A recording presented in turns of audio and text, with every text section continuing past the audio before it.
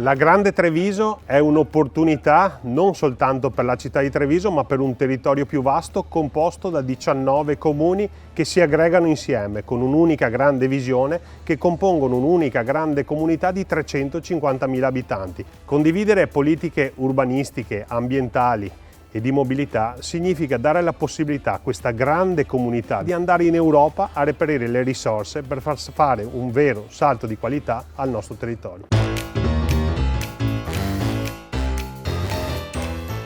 Ci troviamo a Ponzano Veneto, un comune che sta a 5 km dalla città capoluogo di Treviso ed è una comunità fatta da circa 13.000 abitanti, deputata a un territorio a campagna, ma essendo oramai periferia di Treviso stiamo diventando anche noi un centro urbano importante.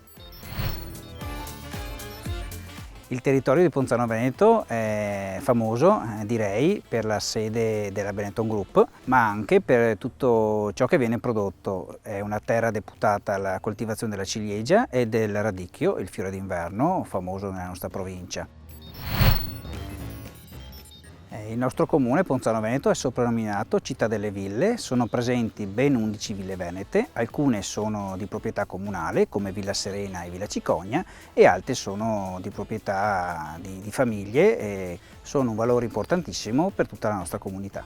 La presenza di tutte queste ville venete naturalmente deriva dalla vita nobiliare della Repubblica Veneta, in cui le famiglie che avevano anche disponibilità economiche vivevano in campagna nei mesi più difficili della stagione e qui soggiornavano avendo il Montello a 2 passi e il mare ad altrettanti.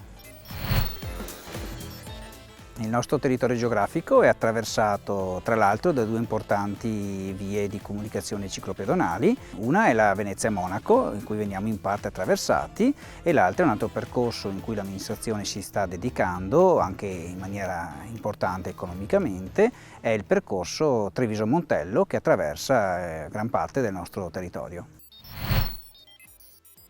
Tra le curiosità presenti abbiamo una mostra di macchine fotografiche, storiche e anche attuali, molto importante e direi unica in tutto il territorio regionale.